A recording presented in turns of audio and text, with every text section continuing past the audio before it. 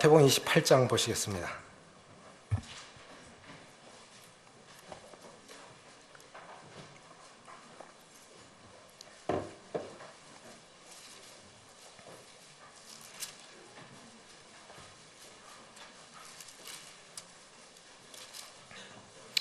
마태복음 28장 1절부터 10절까지 같이 읽겠습니다. 신약성경 51쪽 시작. 안식일이 다 지나고 안식 후 첫날이 되려는 새벽에 막달라 마리아와 다른 마리아가 무덤을 보려고 갔더니 큰 지진이 나며 주의 천사가 하늘로부터 내려와 돌을 굴려내고 그 위에 앉았는데 그 형상이 번개 같고 그 옷은 눈같이 희건을 지키던 자들이 그를 무서워하여 떨며 죽은 사람과 같이 되었더라. 천사가 여자들에게 말하여 이르되 너희는 무서워하지 말라. 십자가에 못 박힌 예수를 너희가 찾는 줄 내가 아노라. 그가 여기 계시지 않고 그가 말씀하시던 대로 살아나셨느니라. 와서 그가 누구셨던 것을 보라. 또 빨리 가서 그의 제자들에게 이르되 그가 죽은 자 가운데서 살아나셨고 너희보다 먼저 갈릴리로 가시나니 거기서 너희가 배우리라 하라. 보라, 내가 너에게 일렀느니라 하거늘 그 여자들이 무서움과 큰 기쁨으로 빨리 무덤을 떠나 제자들에게 알리려고 다름질할세. 예수께서 그들을 만나 이르시되 평안하냐 하시거늘 여자들이 나아가 그 발을 붙잡고 경배하니 이에 예수께서 이르시되 무서워하지 말라. 가서 내 형제들에게 갈릴리로 가라 하라. 거기서 나를 보리라 하시니라. 부활을 믿는 사람들은 어떻게 살아야 하는 제목으로 말씀을 드리겠습니다. 진정으로 그리스도인이 됐다고 하는 것과 그리스도인으로 살아가는 것은 별개의 문제라고 생각이 되집니다. 구원받은 성도가 되었다고 하는 것과 구원받은 성도답게 살아가는 건 다른 문제라고 생각이 되집니다. 부활이 우리에게 왜 중요한 것인가요? 사람이 죽으면 다시 살 수 있을까? 사람이 죽으면 다시 살 수 있을까? 이것은 이 땅에 존재하는 모든 종교의 진위를 가리는 문제일 뿐만 아니라 진위를 가린다고 하는 건 가짜냐 진짜냐, 참이냐 거짓이냐 이것을 가릴 수 있는 그 기준이 부활의 문제라는 거예요. 세상에 여러 종교들이 있죠. 기독교를 인터넷에 치면 로마 카톨릭, 동방정교회, 그리고 개신교 해서 10억 1이 나옵니다. 세계 3대 종교가 뭡니까? 기독교, 불교, 이슬람교. 자, 그럼 한번 생각해 보세요. 내가 믿는 종교가 정말 참 종교입니까? 그냥 우리가 말하는, 그들이 말하는 종교 속에 말이를 우리를 포함시킨다면 내가 믿는 종교는 참 종교입니까? 바른 종교입니까? 그렇다면 우리는 그렇게 자신 있게 살고 있습니까? 이것은 내가 무엇을 믿느냐와 굉장히 중요한 내가 무엇을 믿느냐 하는 것은 내가 지금 어떻게 살아가느냐를 결정짓는 이유가 된다고 생각이 되집니다. 누가복음 1장 1절에 보면 예수의 행하시며 가르치기를 시작하신부터 데오빌로 각하에게, 로마 고관 데오빌로에게 이 편지를 쓰면서 예수의 행하시며 가르치기를 시작하신부터 사도들에게 또 이 붓을 들어서 그것을 쓰려고 하는 사람들이 많았는데 이것을 자세하게 살핀 나도 각하께서 믿고 아는 바를 자세하게 알려주기 위하여 누가복음을 썼습니다. 이렇게 기록하고 있습니다. 그러니까 왜 우리가 부활을 공부해야 됩니까? 내가 알고 믿는 것을 더 자세하게 확신하고 그 믿는 바가 내 삶이 되게 하기 위해서 부활의 신앙은 부활절 때 공부하는 것이 아니라 부활 신앙은 정말 중요하다고 믿습니다. 다른 종교들은 죽은 사람들을 믿는 종교들이에요. 그런데 기독교는 죽은 신을 믿는 것이 아니라 살아계신 신을 믿는 것이 그것이 기독교입니다. 누가가 쓴 책에 무엇이 있죠? 누가복음과 사도행전이 있습니다. 데오빌로에 내가 먼저 쓴 글에는 예수의 행하시며 가르치기를 시작하신부터 사도들에게 명하시고 성령으로 명하시기까지 예수 그리스도께서 승천하신 날까지를 기록하였습니다. 이것이 누가복음입니다. 그럼 사도행전은 예수님이 부활하시고 40일 동안 제자들에게 보이시고 성령이 오신 이후에 있었던 역사가 사도행전이 아니겠습니까? 저는 이 우리 그리스도인들이 이달에 성서교회에서 영남지역 장로 모임이 열렸는데 사천교회 김태정 이제님이 복음에 대해서 교절을 하셨는데 우리가 약하게 다루고 있는 부분이 있다. 이 부활은 너무 중요한 것인데도 우리가 너무 부활에 대해서 아는 것이 없고 우리가 부활에 대해서 너무 모른다. 너무 강조하지 않았고 너무 못 가리킨 거예요. 부활이 왜 중요한 것일까요? 예수 그리스도에 관한 세 가지 증거가 있습니다. 첫째가 뭐냐? 예수 그리스도의 죽으심입니다. 예수 그리스도의 죽으심. 이것이 굉장히 중요한 것이죠. 왜요? 예수 그리스도의 죽으심은 우리를 사랑하신 증거예요. 로마서 5장 8절에 우리가 아직 죄인 되었을 때 그리스도께서 우리를 위하여 죽으심으로 하나님께서 우리에 대한 자기 사랑을 확증하셨느니라. 누가 나를 위해서 죽을 수 있겠습니까? 아파봐요. 늙어봐요. 요양병원에 갖다 놓지 안 돌보죠. 부부간에도 지금 좋다 하지만 믿지 마세요. 내 많이 아프면 요양원에 보내지 집에서 안 돌봅니다. 기대하시지도 말고요. 착각하시지 말라고요. 자식도 안 돌보고 부부간에도 안 돌봅니다. 그건 각오하고 사셔야 돼요. 그런데 누가 나를 위해서 죽을 수 있겠어요? 나를 위해서 죽을 수 있는 사람은 지구상에 없어요. 제가 믿기로는 지구상에 없어요. 그런데 주님이, 죄 없으신 주님이 나를 위해서 죽으셨어요. 죄 없으신 주님이. 주님의 죽으심과 일반인의 죽음이 차이가 뭘까요? 예수님의 죽으심은 죄 없으신 주님이 우리 죄를 담당해 주셔서 우리를 구원하시기 위해서 죽으신 것이, 그리고 부활하신 것이, 이것이 다른 것이 아니겠습니까? 예수님의 죽으심은 사랑의 증거입니다. 예수님의 부활하심은 로마서 1장 4절에 말씀하신 것과 같이 오늘 예배에도 어느 분이 고백을 하셨는데, 우리 주님은 육신으로는 다윗의 혈통에서 나셨고 성결의 영으로는 죽은 자들 가운데서 부활하심으로 말미암아 하나님의 아들로 선포되셨으니 우리의 주 곧 그리스도시라. 자, 보십시오. 피라밋, 지금부터 4,000년 전에, 약 4,000년 전에 만들어졌던 피라밋, 그것 때문에 이집트가 먹고 살지요. 피라밋 보러. 그런데 피라밋을 만든 그 많은 왕들 다 죽었습니다. 진시황도 죽었습니다. 불로초를 구해오라고 한국까지 보냈던 진시황도 죽었습니다. 더 이상 정복할 것이 없다고 울었다고 하는 알렉산더 대왕도 죽었죠.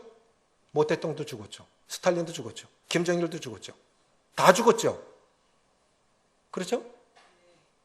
그런데 유일하게 우리 주님은 부활하셨어요. 그러니까 주님이 하나님이시라는 증거가 부활하셨기 때문에 하나님이신 겁니다. 그렇지 않습니까? 유대인들이 예수님을 왜 죽이려고 그랬습니까? 나와 아버지는 하나이니라. 그래서 유대인들이 돌로 치려고 했어요. 나와 아버지는 하나인. 그러니까 하나님은 죽으시면 안 되는 겁니다. 신은 죽으면 안 되는 거예요. 죽은 신 믿는 것보다 헛된 것이 없어요. 유교도 불교도 다 죽은 신 믿는 거 아닙니까? 나와 아버지는 하나이니라. 죽어서 부활하신 예수님, 그래서 살아있는 신을 믿는 거예요.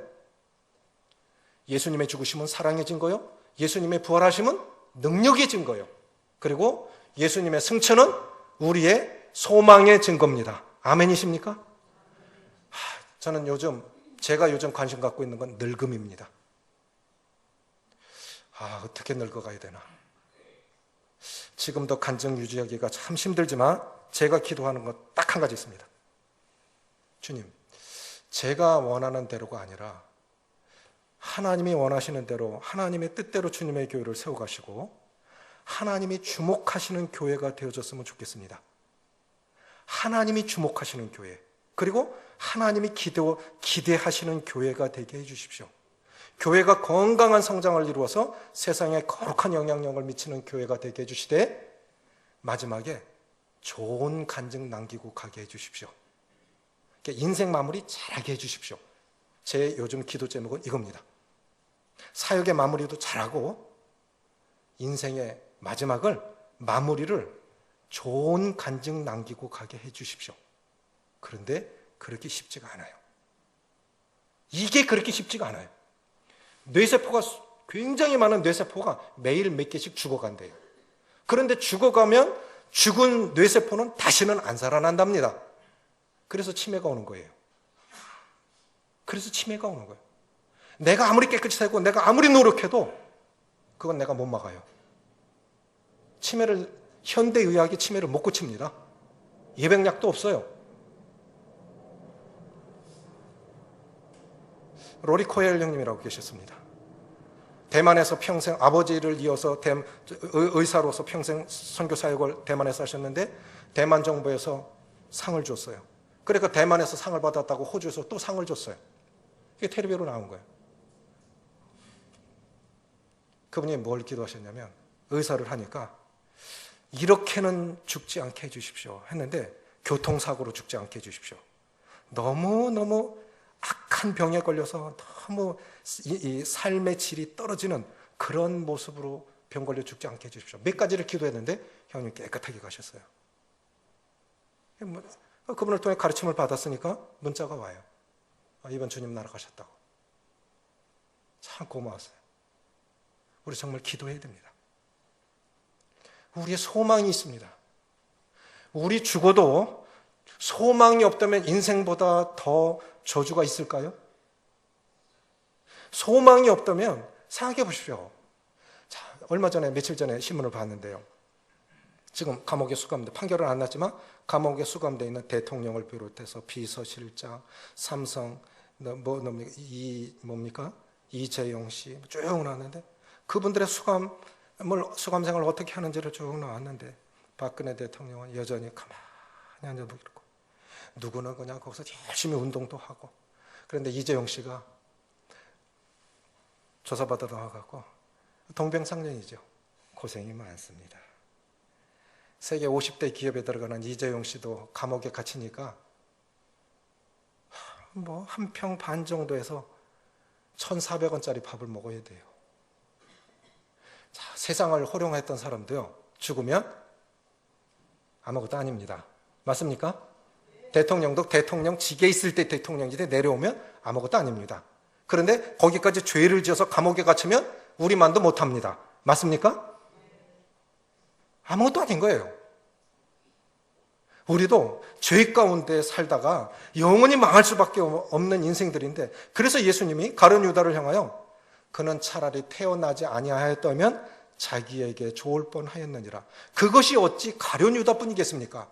우리들도 다 구원받지 못했다면 차라리 이 땅에 안 태어나는 게 좋을 뻔했던 사람들 아닙니까? 그렇잖아요? 정말 기가 막힌 인생들 아닙니까? 천년 만년도 아니 영원히 지옥 불꽃에서 거기서 고통받아야 하는 것이 그것이 인생인데 그러니까 우리 영혼이 우리 양심으로 알아요. 죽은 후에 심판이 있다는 걸 우리가 압니다. 그래서 죽음을 두려워해요. 죽음이 끝일 것 같으면 안 두려워져야 됩니다. 그런데 다 죽음을 두려워해요. 그게 무엇이겠습니까? 죽은 후에 심판이 있다는 걸 압니다. 그런데 구원받았다고 하는 것은 죄의 심판으로부터 해방받았다는 뜻이죠. 그렇죠? 그것이 칭의 아니겠습니까?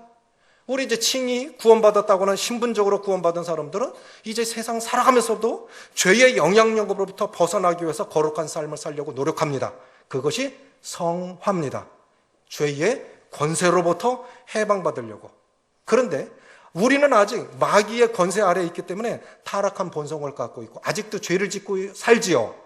그래서 참 힘들지요. 그렇죠? 그런데 천국에는 죄를 안 짓습니다. 천국에 가면. 왜 그럴까요? 때때로 우리가 100% 남의 잘못이 없습니다. 나도 타락한 본성이 있고 누구도 부족해서 인간관계 때문에 힘들어하고 걱정 근심 때문에 잠 못 자고 그럴 날 참 많지요. 그런데 주님 나라 가면 걱정 근심 없어요. 더 이상 늙을 일이 없어요. 이번 다은이 결혼식 때 서울에 어느 참여님이 노인들 붙이는 좋은 파스를 어마어마하게 주셨어요. 소만보석 갖다 드렸더니 얼마나 모친들이 좋아하시는지. 그게 뭐예요? 다 아픈 데밖에 없는 거예요. 관절, 정상적인 게 한 개도 없어요. 자, 그러면 늙는다는 거 서글픈 거죠. 그리고 죽어야 되죠. 그리고 지옥 가야 돼요. 그게 인생이라면 인생만큼 비참한 존재가 어디 있겠습니까? 그런 나를 구원해 주셔서 소망이 있게 하셨다고 하면 정말 우리 기쁘게 살아야 되지 않겠습니까? 그렇지 않습니까? 하루를 살아도 기쁘게 살아야 돼요. 여기 이 스피커가 앰프 장치가 한 2개가 고장이 났습니다. 저는 매일 교회로 출근을 하니까 청년들이 여명재님 통해서 현장 대신 좀 가보십시오. 잠깐 밥 먹으러 왔는데 왔어요. 그런데 악기사에서 고쳐서 갖다 놨어요. 그런데 보니까 온몸이 완전 부스럼이에요. 청년이 한 80kg 이상, 89, 90kg 나가는 젊은 사람인데 온몸이 부스럼이에요. 내 눈에 뭐가 보이냐? 저거 절식하면 좋겠다. 저 사람이 절식했으면 좋겠다. 아우, 말을 해야 되나 말을 해야 되나. 아우, 저 사람 절식하면 저거 나을 텐데. 제가 그런 걸 알아봤으니까 당신도 그거 해봐. 그럼 나을 수 있어. 힘들지? 하얀 거를 발라가지고 그냥 온몸에 부스럼인데 하얀 거를 발랐고 떡지떡지 얼마나 가려울까? 저 잘생긴 사람이. 자, 우리가 기쁜 소식을 갖고 있으면 말하고 싶겠어요? 안 말하고 싶겠어요? 내가 경험해봤으면 저절로 말해지겠지요. 그게 생명의 역사입니다. 우리는 그런 사람들입니다. 예수 모르는 사람들에게 복음 전하고 싶고, 당신도 예수 믿어, 당신 안 믿으면 큰일 나, 이렇게 전하는 것이 그것이 정상이 아니겠습니까? 그리스도 안에서의 3가지 증거. 첫 번째는 뭐라고 하셨습니까? 그리스도의 죽으심은 사랑의 증거요, 로마서 5장 8절에. 두 번째, 그리스도의 부활은 우리에게 능력의 증거요, 로마서 1장 4, 5절에. 예수님의 승천은 우리의 소망의 증거입니다. 에베소서 1장 20절, 데살로니가전서 1장 10절에 예수의 재림을 기다리라니. 주님은 지금 어디 계십니까? 우리 주님 지금 어디 계십니까? 하나님 나라에 계시죠? 이제 다시 오실 것이죠. 레위기에 나오는 7절기 중에 이루어지지 않은 2절기가 있어요. 그것이 무엇입니까? 나팔절과 초막절입니다. 초막절은 천년왕국을 상징하고 있고, 나팔절은 예수님의 재림을 상징하고 있습니다. 레위기에 나오는 7절기 중에 이 유월절, 우리의 구원이 되어주신 주님, 무교절, 우리의 거룩이 되어주신 주님, 그래 다 이루어졌는데 이제 천사들의 나팔소리와 함께 주님이 오실 거예요. 나팔절기가 남아있어요. 그리고 천년왕국이 우리에게 기다리고 있습니다. 우리 성도님들, 지금은 별거 아니에요. 세상에 나가도 그렇게 특별한 대우 못 받습니다. 그런데 천년왕국 때 우리가 10거울, 5거울 다스릴, 구원받지 못하고 그대로 천년왕국으로 들어올 그 사람들을 우리가 다스릴 왕이라는 걸 믿습니까? 지금은 사람 보기에 별거 아닌데요, 우리는 대단한 존재들이에요. 그게 주님의 죽으시고 부활하심으로 말미암아 우리에게 이루어진 것입니다. 그리스도인들에게 있어서 부활은 어떤 의미일까요? 부활이 왜 중요한 것일까요? 부활이 복음의 핵심이 되기 때문에 중요합니다. 부활이 왜 중요하냐고요? 복음의 핵심이 되기 때문입니다. 교회가 건강하려면 복음이 분명히 해야 돼요. 사람 많이 모이는 거, 그거 그렇게 중요한 거 아닙니다. 우리 주님이 겨자씨 비유를 말씀하셨어요. 그런데 겨자씨, 제가 성지순례 다녀와서 선물로 나눠드린 분들 있죠? 그렇죠? 저도 성경책에다가 이렇게 스카치 테이프를 붙여놨는데 팔이 똑만해요. 팔이 똑만해요, 실제로. 그런데 한 10m까지 큽니다. 10m. 그렇게 크는 이제 겨자씨는 굉장히 적지만 크면 새가 깃들인다고 했습니다. 새는 성경에서 항상 부정적으로 나와 있습니다.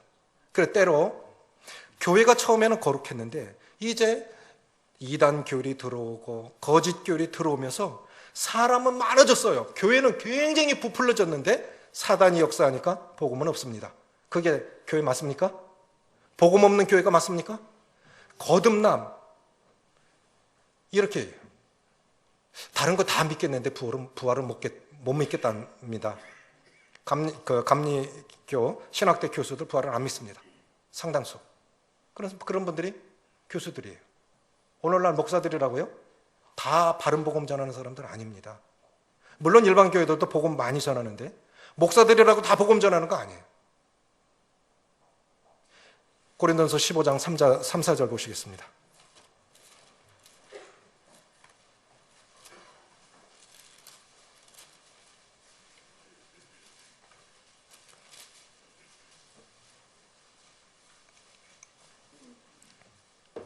고린도전서 15장 3, 4절 같이 읽습니다. 시작.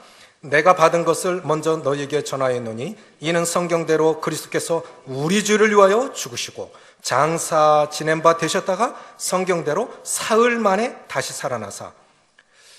이것이 복음의 핵심입니다. 성경대로, 성경은 여기서 구약 성경을 말합니다.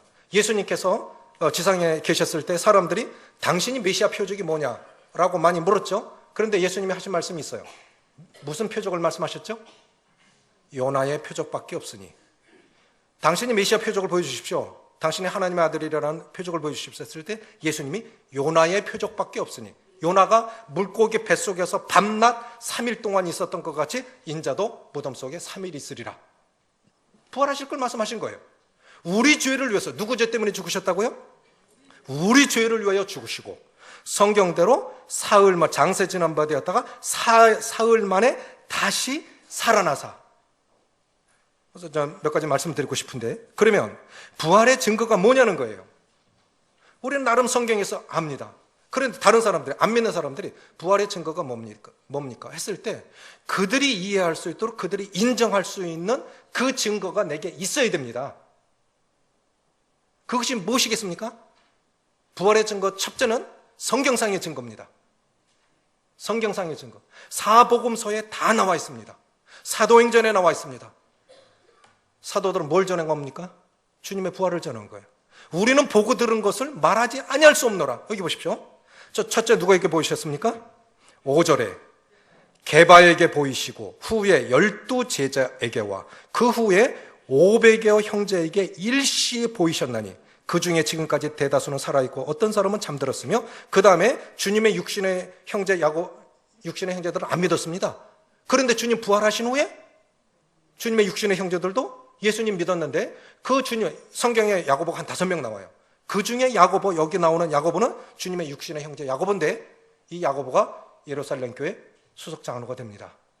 그런데 전승에 의하면 그 주님의 육신의 형제 야고보는 주의 종이라고 자기를 고백하고 있어요. 육신으로는 형제인데 이 야고보의 무릎은 낙타 무릎 같았답니다. 얼마나 기도를 많이 했는지 이 무릎이 낙타 무릎 같이 되었다고 그래요. 이런 사람들이 실제로 다 증인들입니다. 그 다음에 8절 9절 시작. 맨 나중에 만삭되지 못하여 난 자 같은 내게도 보이셨느니라. 어디서요? 다메섹 도상에서. 이런 많은 증거들이 있습니다. 첫째는 성경상의 증거입니다.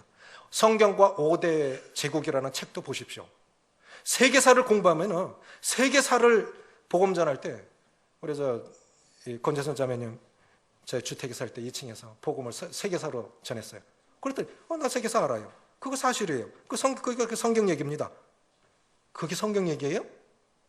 바벨론에 잡혀가고 페르시아 제국이 일어나고 헬라 제국이 일어나고 로마 제국이 일어나고 그 성경에 다 나와 있잖아요. 이 역사잖아요. 그래서 바로 예수님을 믿었어요. 성경은 사실입니다. 성경상의 증거. 두 번째 뭐냐면 증인들의 증언입니다. 지금 이런 많은 증인들 있죠. 그 다음에 뭐냐면은 그 증인들의 증언 속에 이것도 말씀드리고 싶은 건 뭐냐면 주님의 빈 무덤인데 빌라도의 보고서라는 책이 있습니다. 지금은 절판돼서 안 나옵니다. 터키를 여행하시는 분들은 일반 여행을 하시든 성지 순례를 하시든 터키를 여행하시는 분들은 반드시 두 군데를 봐야 됩니다. 하나는 데린구유요, 하나는 성 소피아 사원입니다. 데린구유는 깊은 우물이라는 뜻인데 거기 성도들이 박해 시대에 깊이 들어가서 거기서 터 잡고 우물도 있고 예배당도 있고 거기 다 있는 거기를 가보면 이분들이 소망이 없었다면 하루도 햇빛을 받지 못하고 거기서 어떻게 살았을까? 데린구유를 보면 정말 마음에 우리 믿음의 선조들은 믿음을 지키기 위해서 이렇게 살았구나. 그런 것들을 생각하게 돼요. 또 하나는 뭐냐면 터키 중심에 있는 성 소피아 사원인데, 거기는 빌라도가 자기가 다스리는 예루살렘에 큰 사건이 일어났기 때문에 이거를 황제 디베랴 가이사에게, 황제에게 보고를 해야 됐습니다. 그것이 빌라도 보고서입니다. 그런데 그 보고서가 성 소피아 사원에 있는 거예요. 그것이 나온 책이 빌라도 보고서입니다. 제가 안 갖고 올랐는데, 거기 보면 이렇게 말. 이 모든 것을 제가 보고 확인하고 마지막 제 분별은, 생각은 말커스가 말한 대로, 이 말커스가 누구냐면은 예수님 사형 집행했던 백부장 이름이 말커스입니다. 그 빌라도 보고서 때문에 그게 나온 거예요. 성경에 없는 것들까지 거기 들어있습니다. 말커스가 말한 대로 내가 예수의 평상시도 예수를 받고 예수를 사형 집행했던 사람으로서 마지막으로 나도 말커스의 고백대로 예수는 하나님의 아들이었다고 믿습니다. 이것이 빌라도의 보고예요. 이게 역사예요. 그리고 유대인들이 예수님의 시신이 없어졌다고 했을 때 그걸 지키는 봉인을 했지 않습니까? 그렇죠? 그리고 예수님의 시신이 없어졌을 때 로마 병정들에게 돈을 주어서 예수의 제자들이 훔쳐갔다고 소문을 냈죠. 그런데 빌라도의 보고서에는 그게 나와 있습니다. 어떻게 했냐면 빌라도가 그 병사들에게 직접 물었다는 거죠. 이게 어떻게 된 거냐? 그땐 제자들을 제가 못 봤습니다. 아무도 없었습니다. 조용한 소리. 근데 때로는 굉장히 아름다운 천국 음악 소리 같은데 굉장히 무서웠고, 그래서 교대하면은 숙소로 갔을 때인데 못 갔대요. 너무 무서워갖고 그 밤이. 그런데 자기들도 아침에 돼서야 시신이 없어졌다는 걸 알았다는 겁니다. 병졸들도. 그러면 유대인들조차도 예수의 시신이 없다는 걸 인정한 거 아니에요? 예수의 제자들이 훔쳐갔다고 하는 건, 예수의 시신이 없어졌다는 건 유대인들도 인정한 거 아닙니까? 그렇죠? 없어졌다고 하니까 제자들은 안 훔쳐갔고. 성경상의 증거, 증인들의 증언. 세 번째는 뭐냐면, 우리가 복음 전할 때 이거 같이 전해야 돼요. 세 번째는 뭐냐면 삶을 변화시키는 능력입니다. 삶을 변화시키는 능력. 이게 뭐냐면, 자, 사도들은 부활 때문에 목숨 걸고 감옥에도 들어가고 순교도 당했죠. 예수님의 12제자 중에 사도 요한만 자연사했다고 그러죠. 나머지는 다 순교를 당했습니다. 그러면 진실을 말하기가 무서워서 우리가 증인으로 잘 안 나가죠. 그렇죠? 때로는 너무 이렇게 말하면, 진실을 말할 것 같으면 내가 곤란해질 것 같아서 그냥 얼버무리는 경우도 많죠. 하물며 거짓 것을 위해서 목숨을 내놓을 사람 있을까요?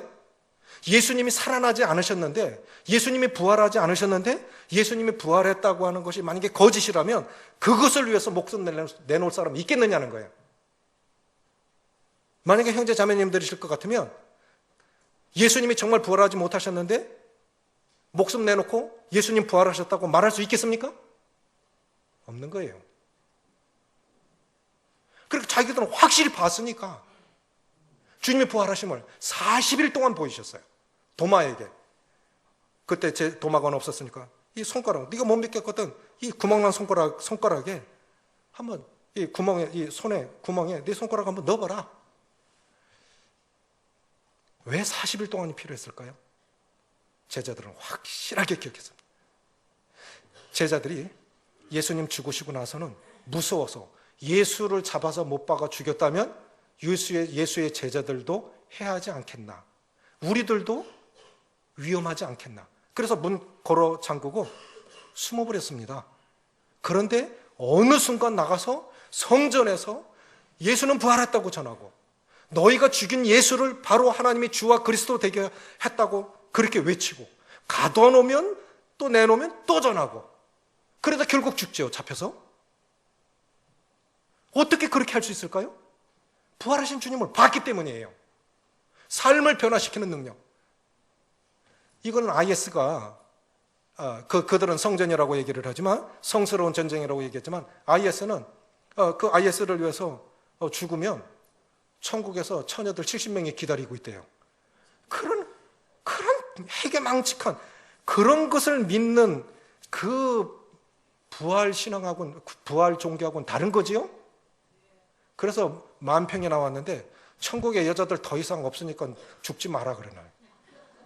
한 사람 앞에 70명씩 천여를 줄 것 같으면 이제 모자란다, 이제 그만하라 그러나요.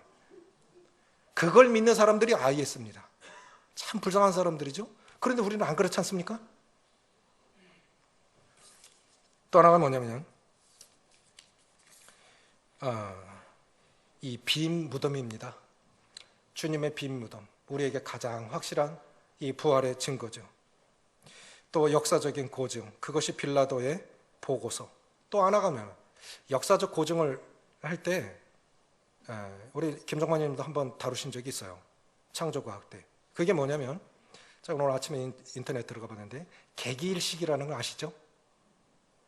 마가복음 15장에 보면 어둠이 제6시부터 9시까지 임하더니, 우리가 성경에 나오는 시각에 6시간을 더하면 우리 시각입니다.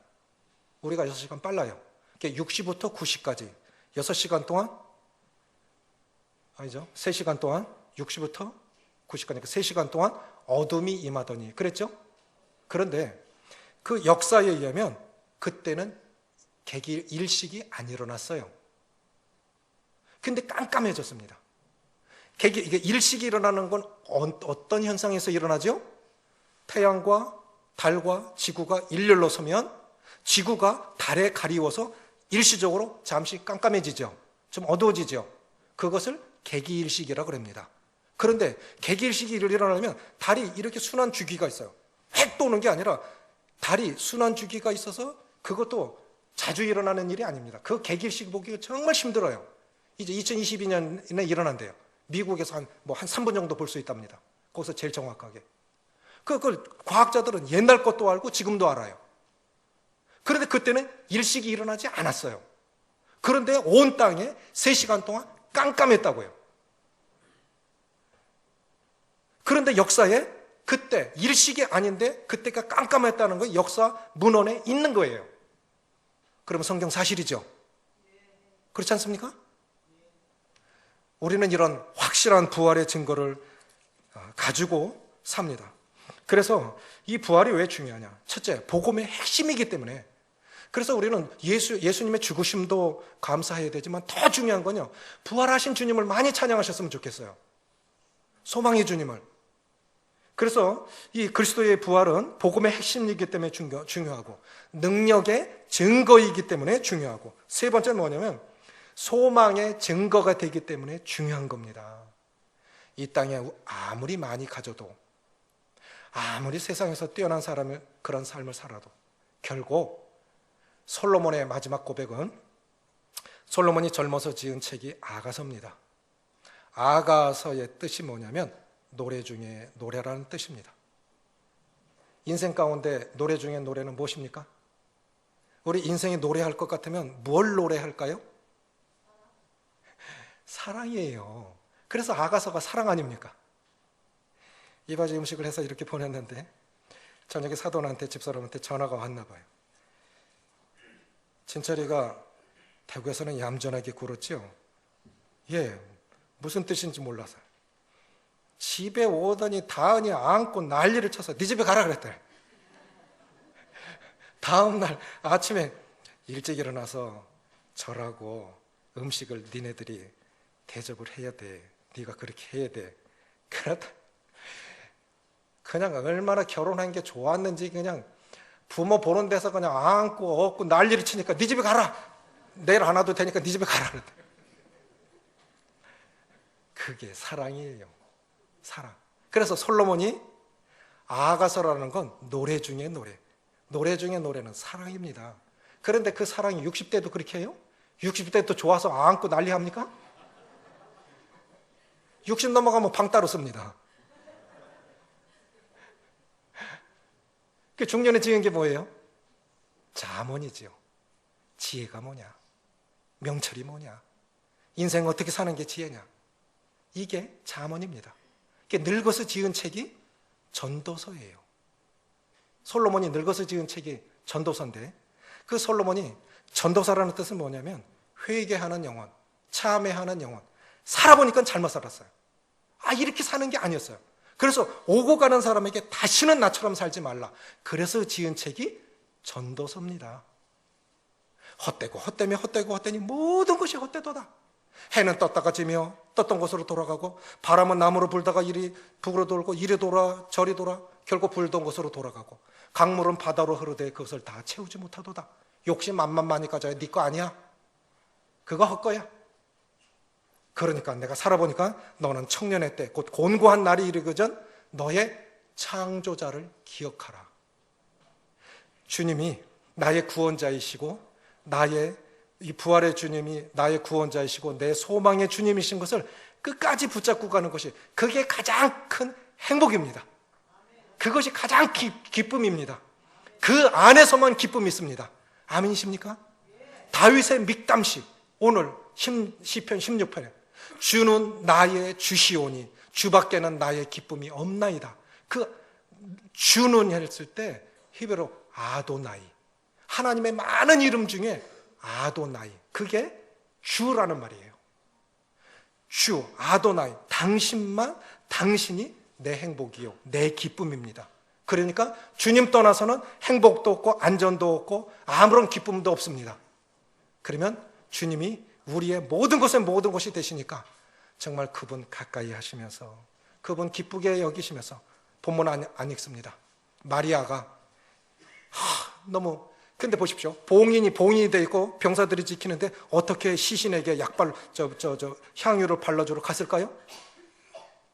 그건 누군가 해줘야 되는데, 그런 믿음은 없지만 마리아는 예수님이 너무 좋아서 하고 싶었던 거예요. 근데 가보니까 벌써 굴려져 있었죠. 그런데 돌아보니까 예수님이 거기에 계셔.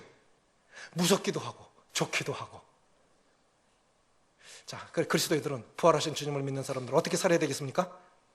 기쁘게 사십시오. 인생 잠깐 지나갑니다. 잠깐 지나갑니다. 그리고 반드시 지나갑니다. 부활의 주님, 우리 이제 잠시 후에 뵐 거예요. 그러니까 기쁘게 사십시오. 그리고 삶이 예배가 되게 하십시오. 예배의 본질이 무엇이겠습니까? 예배의 본질은 하나님의 임재를 경험하는 겁니다. 산업 현장에서, 교회 속에서, 가정 속에서 하나님의 임재를, 그 속에서, 그래서 삶이 예배가 되고 예배가 삶이 되는 그런 것이 우리 그리스도인의 삶이 되어졌으면 좋겠습니다. 그리고 내가 경험한, 내가 믿는 하나님이 정말 살아계신 하나님일 것 같으면 전하는 것이 마땅하잖아요. 그렇지 않습니까? 마리아처럼 기쁘게 사시면서 예배 드리시면서 주님을 전하는 그러한 복된 삶이 부활의 신앙인 오늘의 우리가 주님 앞에 드리는 삶이 되어지길 원합니다. 기도하시겠습니다. 아버지 하나님, 하나님이 보이지 않으니 하나님을 하나님 자리에 대신할 우상을 만들어 놓고 섬기고, 때로는 나 자신이 하나님 자리에 앉아서 살아보기도 하지만 하나님 없는 자리는 허무하고 공허하고 두렵고 기쁨도 행복도 없는 그런 존재들이었는데, 어느 날 인생의 경점 가운데 주님이 만나주시고 성령께서 예수 그리스도의 이 십자가 사역을 깨닫게 하시고 믿을 수 있도록 도와주시고, 성령께서 우리가 하나님의 자녀인 것을 인쳐주시고, 주님이 우리 죄를 위하여 죽으실 뿐만 아니라 장사 되셨다가 3일 만에 부활하사 하늘에 오르셔서 이제 우리의 예배를 받으시고 우리의 세미한 음성까지 들으시고, 때로 기도하지 못할 때 우리의 생각까지도 아셔서 우리의 생각이 넘치도록 축복하시고, 때때로 우리가 기도하지 못할 때 주님께서 탄식함으로 성령과 더불어 우리를 위해서 중보하시다가 언젠가 우리를 데리러 다시 오실 소망의 주님을 찬양을 드립니다. 주님이 아니었더라면 아무 소망 없던 참 불행한 저주스러운 이런 진노의 자식들을 이렇게 복되게 하신 주님을 찬양을 드립니다. 영원토록 영광과 경배를 받으시옵고, 매일매일의 삶 속에 주님이 증거되시는 삶을 통해 우리의 하나님이 다른 사람들에게도 믿어지시고 증거되시고 나타나시기를 간구를 드리오며 우리 주 예수님의 이름으로 감사하며 기도합나이다. 아멘.